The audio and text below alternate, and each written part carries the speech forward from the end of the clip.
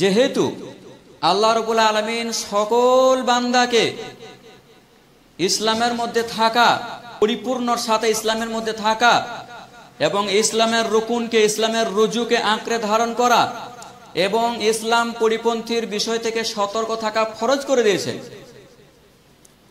আমরা যদি দেখি আল্লাহ রাব্বুল আলামিন পবিত্র কোরআনে বলেছেন, ইয়া আইয়ুহাল্লাযীনা আমানু দুখুলু ফিস-সিলমি কাফা।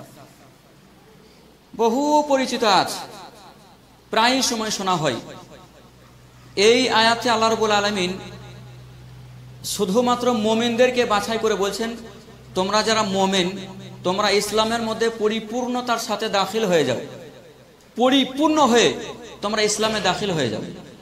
আয়াতের বিষয় হলো আল্লাহ রাব্বুল আলামিন মুমিনদেরকে কেন উদ্দেশ্য করে বলছেন? ওই ব্যক্তি মুমিন, তার মানে কোনো সন্দেহ নেই। আল্লাহ তিনি সমগ্র মানুষ জাতিকে উদ্দেশ্য করে বলতে পারতেন, ইয়া বানি আদম, হে আদম সন্তানেরা তোমরা ইসলামের মধ্যে পরিপূর্ণতার সাথে দাখিল হও। তা না বলে আল্লাহ রাব্বুল আলামিন আরো বলতে পারতেন শুধু মানুষকে, ইয়া আইয়ুহান নাস, এভাবে বলতে পারতেন। অথবা যারা কাফের, কাফেরদেরকে লক্ষ্য করে বলতেন, হে কাফের সম্প্রদায়, তোমরা যা করেছো তোমরা ইস্তিগফার করে তোমরা ইসলামের মধ্যে পূর্ণতার সাথে দাখিল হয়ে যাও।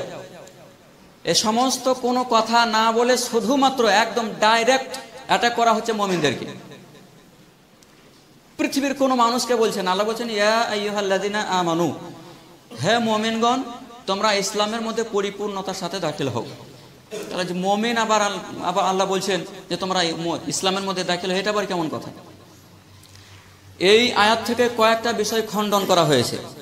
তার একটা হলো, বলার উদ্দেশ্য আল্লাহ রাব্বুল আলামিনের যে তোমাদের যেটা মন পছন্দ হবে বা যেটা তোমাদের পক্ষে যাবে সেইটা তোমরা আমল করবে, এবং যেটা তোমাদের বিপক্ষে যাবে সেটা তোমরা ছেড়ে দেবে। ইসলামকে এভাবে তোমরা গ্রহণ করতে পারো না, এভাবে তোমরা ইসলামকে নিতে পারবে না।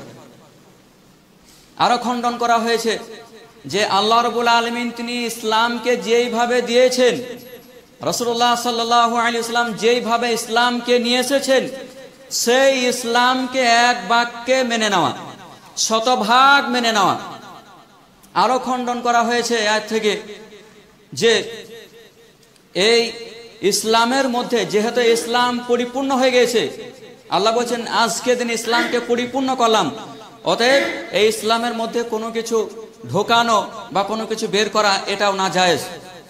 আরো খণ্ডন করা হয়েছে বিদআতকে, যেহেতু ইসলাম পরিপূর্ণ তাহলে ইসলামের মধ্যে আপনি আর কোনো নতুন আবিষ্কার করতে পারেন না। ইবাদতের জগতে নব আবিষ্কার বলে যাই কিছু করবেন সেটা হবে বিদআত, অতএব বিদআত থেকে সতর্ক করা।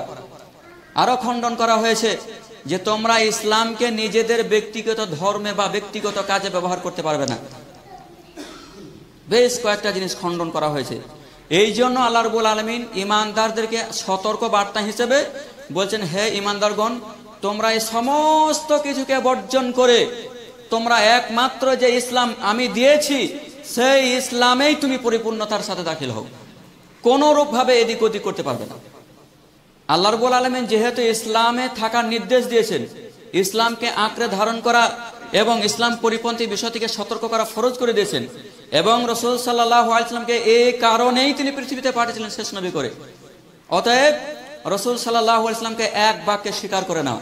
আল্লাহ বলছেন যে ব্যক্তি নবী মুহাম্মদ সাল্লাল্লাহু আলাইহি ওয়াসাল্লামের অনুসরণ করবে, তার দেখানো হেদায়েতের পথের অনুসরণ করবে, ওই ব্যক্তি হেদায়েত প্রাপ্ত হবে, এবং যে ব্যক্তি রাসূল সাল্লাল্লাহু আলাইহি ওয়াসাল্লামের বিপরীত যাবে, বিমুখ হবে, ওই ব্যক্তি পথভ্রষ্ট হয়ে যাবে এবং জাহান্নামে নিক্ষিপ্ত হয়ে যাবে। মর্মে আল্লাহ রাব্বুল আলামিন তিনি বলছেন সূরা নিসা 4 নম্বর সূরা 115 নম্বর আয়াতে তিনি বলছেন, ওয়ামা ইউশাকিকির রাসূল মিন বা'দি মা তাবাyyana লাহুল হুদা।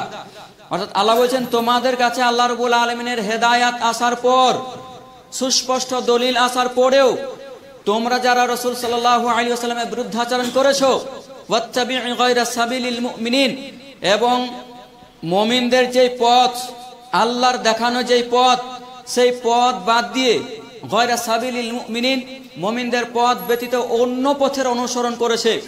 আল্লাহ বলেন নুমাল্লিহি মা তাবাল্লা, তারা যেদিকে ফিরতে চায়, তারা যেই পথে হাঁটতে চায় আমি তাদেরকে সেদিকে ফিরে দেব। এবং ওয়া নুসলিহি জাহান্নাম, তাদের ঠিকানা হিসেবে আমি তৈরি করে দিলাম, নির্ধারণ করে দিলাম জাহান্নামের কঠিন আগুন। ওয়া সাআত মাসীরা, আবার আল্লাহ বলেন জাহান্নাম ঠিকানা হিসেবে কত না নিকৃষ্ট।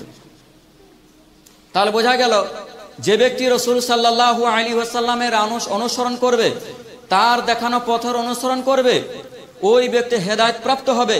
যে ব্যক্তি রাসূল সাল্লাল্লাহু আলাইহি ওয়াসাল্লাম বিপরীতে হাঁটবে, ওই ব্যক্তি পথভ্রষ্ট হয়ে যাবে এবং কাফের হয়ে পরলৌকিক জীবনে সে জাহান্নামে নিক্ষিপ্ত হয়ে যাবে।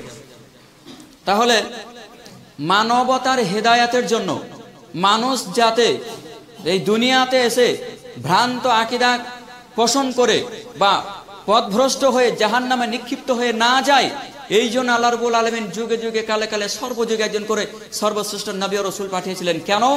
যাতে করে মানুষ দুনিয়াতে গিয়ে পথভ্রষ্ট হয়ে জাহান্নামে নিক্ষিপ্ত না হয়ে যায়। এবং সাথে সাথে আল্লাহ রাব্বুল আলামিন তার ইলাহি গ্রন্থ এসেছে, আল্লাহর পক্ষ থেকে আসমানি কিতাব এসেছে, যাতে করে তারা সঠিক পথ প্রদর্শন করতে পারে। এই জন্য আমাদের হেদায়েতের পথ পন্থা জানা অতি আবশ্যক, জরুরি।